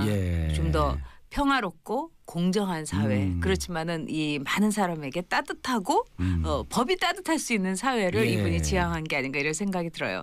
수많은 판결도 그랬어요. 저는 이분이 이렇게 시계를 딱 보는 게 무슨 의미인지 몰랐는데 다른 법조인들이 얼마나 많은 연습을 하고 그 자기 시간이 맞았는지 확인하는 모습이었다. 그렇죠. 그리고 그 당시에 우리 국민들이 똑같이 역사의 시계를 본 거다 이렇게 생각을 합니다. 알겠습니다. 문재인 대통령이 드리는 훈장도 받았다고요? 네, 이건 사실 문재인 대통령이 드리는 게 아니라 그렇죠. 우리 국가가 주는 거고 그다음에 사실은 뭐 다른 분들도 다 받았어요. 특히 헌재 재판관들은 거의 이제 받는데 대부분 그런 점에서 뭐 특별히 그 탄핵을 선고해서 받은 그 훈장이 아니라 그 동안의 법률가로서 헌신에 대한 우리 국가가 주는 당연한 예우다 이렇게. 아주 쿨하게 보면 될 것 같아요. 예. 네. 저희 그 이제 정치하는 사람 하거나 혹은 했던 사람들은 늘 이 역사의 소용돌이 한복판에 있어서 이 부담감이나 이런 게 그걸 갖고 그런 걸 견뎌내는데 좀 남다른 그 강심장들이 있는데 이정미 재판관 같은 경우는 정말 무척 큰 심리적 부담 속에 있었을 텐데요. 제가 보기에는 그 똑같은 말이라도 또는 똑같은 상황이라도 그 사람이 얼마나 컨텐츠와 책임감을 갖고 가는가에 따라서 달라질 수 있다 이렇게 생각을 해요. 박근혜 전 대통령이 그런 말을 했죠. 그 내 어깨에 우리 4,700만 국민들의 운명이 달려있다. 이 조그만 어깨에 이런 말을 중국에 가서 했는데 저는 그 말 자체가 별로 좋지가 않았어요. 왜 그러냐면은 마치 나약한 어깨에 달려있으니 잘 봐달라 막 이런 식으로 저는 어떤 정치인이든지 이렇게 애원하고 또 뭐 나약함을 강조하는 게 딱 질색인데 이정미 재판관 같은 경우는 전혀 그런 말 없이 없었어요. 네, 꿋꿋하게 그리고 강한 척도 하지도 않았고 그렇지도 않고 정말 우리 여성들이 얼마나 인생을 통해서 모든 여성들이 강하다는 거를 무언으로 보여줬다고 생각해요. 행동으로서. 그런 점에서 큰 차이가 있었다. 이렇게 볼 수 있죠.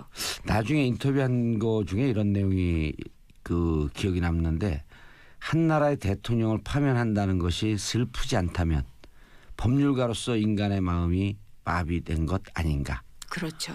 네. 사실 법이라는 거는 하면서도 따뜻한. 법이라는 것이 우리가 뭐 상황에 법가사상 뭐 이렇게 얘기하고 법은 정말 한치의 그 여지도 없이 인간이 아니라 그야말로 법 아래서 칼날을 휘두르는 거다 하는데 법이야말로 더 많은 사람들의 편안함과 행복을 위해서 있는 기본적인 온정을 저는 통해서 법치가 태어났다 이런 생각을 해요. 그리고 그런 점을 증명해 준 분이 아닌가 이런 생각이 듭니다. 유독 그 헌재 재판관들 8분들이 존경스럽게 보이는 그 대목이었거든요. 몇 달 동안.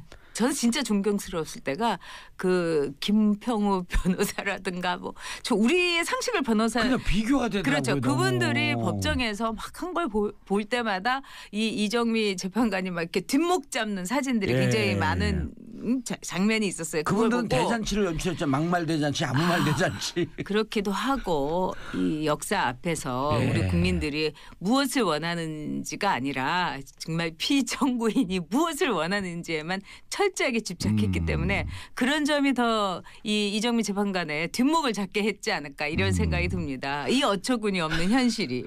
인상적인 게 그 어느 변호사인지 굳이 실명을 말씀드리지 않아도 다들 기억하실 텐데 그 인터넷으로 생중계되니까 거기를 보고 막 그 외치잖아요. 그러니까 재판관이 돌아서 여기를 보고 얘기하라고. 진짜 그래도 끝까지. 우리 법정이 최근 들어서 저는 많이 훼손됐다고 생각하는데 저는 모든 법의 선고나 이 판결이 옳다고 생각하지 않아요. 그것도 인간적인 것이기 때문에 정말 우리가 오진 만큼 오심도 많습니다.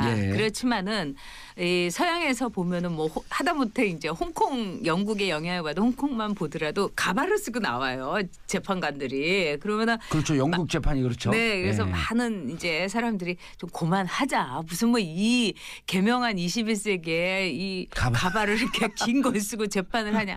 그런데 결국은 재판의 엄숙 그다음에 법정에서의 굉장한 그 어떤 그 예의라고 할까 선고에 대한 존경 이것 때문에 가발을 계속 쓰면서 그 엄숙함을 유지하자. 그거는 왜냐하면 인간이 물론 내리는 재판이고 또 거기에 대해서 판결에 대해서 이의도 많고 우리 뭐 석궁 사건도 있고 그렇지만은 기본적으로 볼 때 법치라는 거에 대해서 우리 모두가 큰 약속을 했다는 거 이런 것을 통해서 아마 법정에 대한 예의 이걸 강조했는데 우리는 너무나 크게 훼손됐었죠 그때. 이정미 이정미 재판관 하면 또 가장 인상적인 그림 한 컷. 네. 헤어롤. 저게 뭐지 그랬어요. 네. 남자들은 특히. 근데 여자들은 네. 그걸 보고 다들 아차 싶은 거예요. 왜냐하면 나도 저럴 뻔했는데. 그리고 저도 그렇게 했던 기억도 있어요. 똑같은 건 아니지만은. 그리고 많은 일하는 여성들이 이제 운전을 하면서 이제 뭐 립스틱도 바르고. 운전하면서 메이크업을 하더라고요. 아니, 그러니까 왜 그 중간에 이렇게 쉬는 시간에 있잖아요. 신호정지. 그러니까 어떤 때 그 참 위험한데. 이 워킹 마음으로 산다는 거는 정말 24시간이 고개와 서커스를 하는 거하고 똑같아요. 그래서 딱 이제 신호 대기 이렇게 있을 때 막 눈썹도 그리고 막 립스틱도 그리는데 제가 방송에서 그 얘기를 한 적이 있어요. 옛날에. 그랬더니 같이 했던 아나운서분이 그래서 눈썹이 맨날 삐뚤빼뚤하고 립스틱이 모양이 없었군요. 막 이렇게 이제 저를 이제 어떻게 보면 이제 그렇게 말씀하신 적이 있었는데 그게 모든 여성들의 일상이에요. 그런 점에서 이정미 그 재판관의 헤어롤이라는 거는 우리 여성들에게 공감을 불러일으켰고 애잔함을 불러일으켰고 남성들에게는 대한민국의 여성이 저 최고의 위치에 있는 법관이 누릴 수 있는 것이 바로 저런 일상이구나. 헤어롤을 하면서 얼마나 정신없었으면. 그리고 박근혜 전 대통령의 그 재판 자체가 굉장히 스트레스도 많고 무겁기도 했지만 아마도 이정미 재판관의 일생이 아마 그랬을 겁니다. 그래서 그 재판뿐만 아니라 그렇죠. 그래서 많은 여성들이 애자담도 느꼈지만 또 하나는 뭐냐면 저는 몇 가지를 얘기하고 싶어요. 하나는 그때 헤어롤을 앞에 이렇게 말고 다니는 게 티네이저들한테 굉장히 유행이었어요. 맞아요. 그래서 10대들은 그런 장면을 자주 봤어요. 그렇죠. 근데 그 10대 여성들의 그 천진난만한 멋부리기가 결국은 다음에 이렇게 이정미 재판관처럼 뒤에 헤어롤 말고 나타날 수밖에 없는 어쩔 수 없는 엄마와 아내와 또 직업을 가진 여성으로서의 어떤 삼중고를 얘기해줬다. 그다음에 두 번째는 우리가 참 세월호 사건 때 박근혜 대통령의 올림머리에 들인 시간에 대해서 분노했었죠. 그리고 박근혜 전 대통령이 요즘도 이렇게 나오는 거를 보면은 더 올림머리를 막 하는데 그 추레함을 보면서 이걸 보는 우리도 괴롭다 이렇게 생각을 하는데 박근혜 대통령에게 있어 올림머리라는 것은 철저한 허울이었던 거죠. 이미지 정치 속에서 그 올림머리가 없으면은 박근혜도 없었던 거고 또 유경수 여사의 일종의 이미지를 이식시키는 이 임플란트하는 과정 속에서의 박근혜 정치의 허상을 보여준 거라고 보기 때문에 단단한 이정미 재판관의 그 무심코 내린 그 헤어롤의 모습이 아마 더 많은 역사의 한 장면으로서 남을 거다 이렇게 봅니다. 헌재에서는 정말 당황해갖고 기사를 내려달라고 요청을 했고 이미 기사는 일파만파 다 퍼져나갔는데. 제일 걱정했던 게 그 이정미 재판관의 어떤 선고 내용보다도 헤어롤에 모든 것이 집중될까 봐 했다는데 오히려 이것은 제가 보기에는 많은 분들에게 역사적 재판에 있어서의 그 최선을 다한 이 직업을 가진 여성의 직업관을 보여줬다. 저는 이렇게 봅니다. 그 주에 그 주 토요일에 광장에 이정미 재판관을 본따서 헤어롤을 하고 저도 봤어요. 이게 이제 박근혜 대통령하고 그렇게 비교가 되면서 그 바쁜 와중에 자기가 직접 머리를 하고 대부분 다 그래요. 저도 제가 직접 머리해요. 뭐 방송에서 해줄 때 빼놓고는 이게 보통 여성들의 당연한 삶이에요. 그런데 이정미 재판관이 누구인가에 대해서는 정말 많은 분들이 모르고 있어요. 정말 어떤 사람인지는 잘 모르겠어요. 사실 이용훈 전 대법원장이 이정미 재판관을 헌재 재판관으로 지명했을 때 법조계에서조차 이정미가 누구야 이랬다는 거예요. 그만큼 이분은 드러내지 않고 굉장히 조용하게 살아왔어요. 그러니까 49살에 최연소 헌재 재판관이 됐으니까 상당히 뛰어난 이 판결이라든가 이 솜씨를 보여줬던 사람이죠. 62년에 이제 경남 울산에서 태어났고요. 아버지는 초등학교 선생님이셨어요. 그래서 이정미 재판관은 원래 수학 선생님이 되고 싶었다고 그럽니다. 그러다가 이제 12.6을 맞으면서 이 사회에 눈을 뜨면서 이 이 법조인의 길을 가겠다 이렇게 생각을 했는데 재미있는 거는 사법고시를 통과하고 나서 처음에 검사를 지망을 했어요. 그런데 이제 검사 시보를 해보다가 이건 내가 못하겠다 이래서 이제 판사로 방향을 돌았다고 그러는데 그럼 일단 사법고시 성적도 좋게 그렇죠. 패스한 거네요. 그러니까 뭐 검사에서 판사로 갈 수 판사로 또 있으니까. 갈 수 있고 대부분 이제 왜 또 거기도 이제 순서가 있잖아요. 그런 점에서 굉장히 성실하고 아주 이 판결문도 뭐 사실 판사는 판결문으로 말하거든요. 얘기하죠. 그래서 몇몇 판사들 중에는 판결문을 제대로 못 써가지고 중간에 그만둔 사람들도 많아요. 뭐 적지 않습니다. 그런 점에서 아주 아름다운 판결문을 쓴 판사로서 기억이 됐고요. 그다음에 이제 자신의 삶에 대해서 이렇게 얘기했어요. 나는 두 아이의 엄마로서 늘 보따리를 들고 다녔고 애들이 자고 나서 일을 하고 새벽에는 꼭 일찍 일어났다. 그래서 일찍 일어나서 자신이 이 판결하는 그 여러 가지 자료를 보고 그랬다는 거예요. 그래서 여성이 정말 조금이라도 일에 소홀하면은 여자이기 때문이다. 이런 말을 듣기 때문에 또 눈에 더 많이 띌 수 있다는 거예요. 남성보다. 그래서 나 개인뿐만 아니라 여성의 위상을 위해서 정말로 최선을 다해서 일을 했다. 참 이 얘기를 한 인터뷰에서 했는데 가슴 아픈 얘기예요. 저도 정말 눈물이 이렇게 울컥할 정도로. 왜냐하면 이것도 저의 한 얘기였고 아마 이 방송을 듣는 청취자 여러분들도 애청자 여러분들도 아마 동일감을 느낄 거예요. 그런데 이정미 재판관의 그 부근되는 분은 이제 대학 교수예요. 하버드에서 경제학을 하고 이제 숙대 교수로 있고 또 일남일녀인데 진짜 그 가정 생활에 이분은 아주 이 방점을 많이 두었어요. 그래서 승진하는 케이스로 이제 지방에 가는데 애들 교육 때문에 못 가겠다 이렇게 승진을 포기하면서까지. 그렇게 한 적도 있고. 근데 이것이 제가 볼 때는 저는 이제 한동안에 일 중독자이기 때문에 뭐 가정이고 뭐고 나의 일이 중요하다 이렇게 생각을 했었어요. 근데 대부분 이제 일하는 분들이 많이 그렇게 하잖아요. 그렇지는 않죠. 근데 저는 그렇고 그것이 옳은 길이라고 생각했는데 지금 나이가 들어서 보니까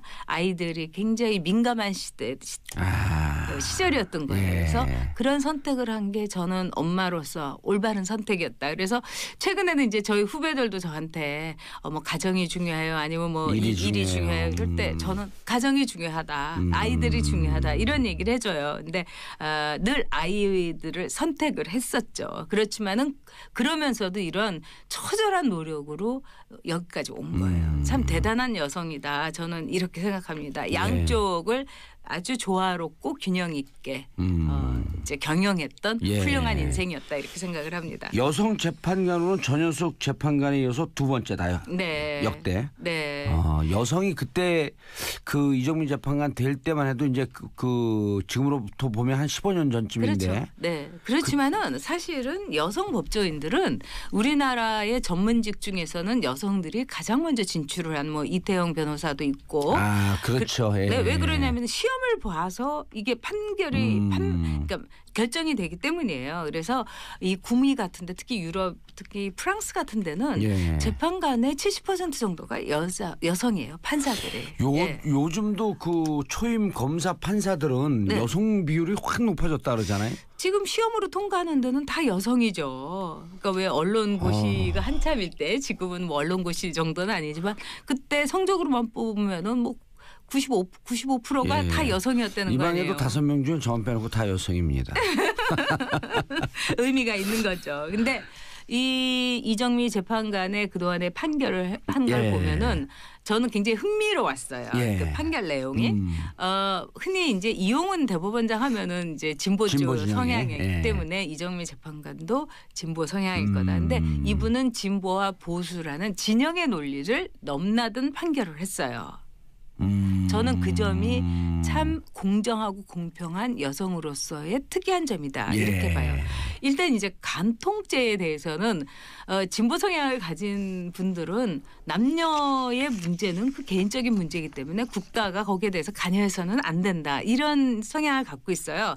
그래서 헌재에서도 간통죄가 위헌 판결이 날 때 그러나 이정미 재판관은 일부 소수 의견을 냈어요. 왜 그러냐면 간통이라는 것은 혼인의 사회적인 역할, 그다음에 가족 공동체의 유지에 상당히 파괴적인 영향을 끼치기 때문에 합헌이다. 이런 소수 의견을 냈습니다.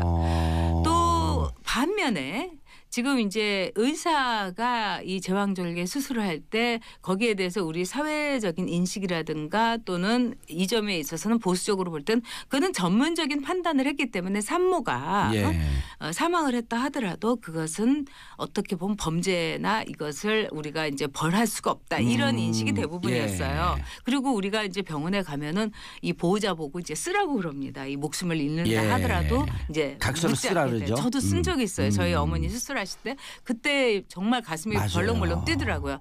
근데 똑같은 사건에 대해서 이 산모가 제왕절개 수술을 했다가 사망을 했을 때 여기에 대해서 철저하게 위험성을 고지하지 않은 것은 전문직이라고 하더라도 의료인으로서 부당하다. 이래서 거기에 대해서 벌을 한 적이 있어요. 굉장히 이건 또 어떻게 보면 소수 의견이고 진보적인 의견을 낸 적이 있습니다.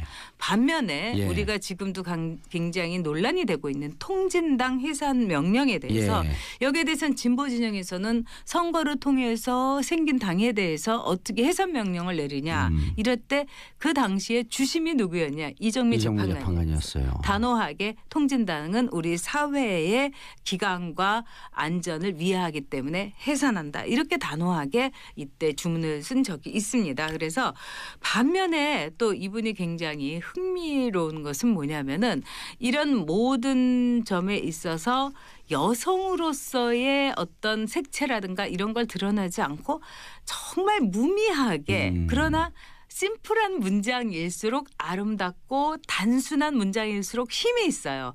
저는 그래서 특별히 올해의 인물로 이정미 재판관을 제가 뽑은 이유는 뭐냐. 박근혜 전 대통령을 만약에 남성 헌재소장이 파면한다. 이렇게 했을 때에 우리 여성들이나 우리 사회에서 어떻게 느꼈을까? 첫째는 어떤 남성 권력에 이제 희생되거나 부당한 대우를 받은 수많은 여성 권력이 겹쳐지지 않을 수가 없어요. 저도 박근혜 전 대통령의 파면은 정당하다고 생각하지만 또 두 번째, 박근혜 전 대통령이 됐을 때 여성 대통령이어서 우리가 굉장히 많은 기대를 했었습니다. 그런데 여성의 장점을 전혀 살리지 못하고 여성의 단점을 통해 가지고 이제 여성은 안 돼. 이런 많은 우리의 판단을 하게 됐을 때 이정미 헌재소장 대행이 여성으로서 그 어떤 남성도 할 수 없는 정말로 차분하고 성숙하고 그러면서도 법치의 이름으로 우리 역사를 재창조했다는 점에서 저는 참으로 이정미 재판관이 당시에 헌재소장 대행으로서 파면을 선고했다는 게 다행스럽다 이렇게 생각합니다. 자칫 잘못되면 왜곡될 수 있었던 여성 리더십에 대한 시선을 바로잡아줬다. 그렇죠. 제자리에 돌려줬다. 저는 이렇게 생각을 해요. 알겠습니다. 올 한 해 희망적이고 따뜻하고 정말 유익한 얘기로 우리 정치쇼를 빛내주셔서 너무너무 감사해요. 정말 정치쇼의 MC도 훌륭했고 같이 일했던 올 한 해 열심히 했던 우리 스태프들 정말 훌륭했어요. 감사드리고 작가분들, PD분들 너무너무 훌륭해요. 올 한 해 감사했고요. 내년에 복 많이 받으시고요. 더 좋은 내용, 더 좋은 내용, 더 따뜻한 내용으로 기대하겠습니다. 네, 감사합니다. 자, 내일은 지난번 공개방송 못 오신 분들을 위해서 준비했습니다. 주진우 기자, 김영민 PD, 안민석 의원과 함께한 러브 FM 패밀리 콘서트 와일드쇼. 대한민국 최고의 강철 이빨들이 쏟아나온 이야기 궁금하시죠? 공개방송 현장 열기 그대로 전해드리겠습니다. 자, 내일 오전 10시 5분에 저는 다시 찾아오겠습니다.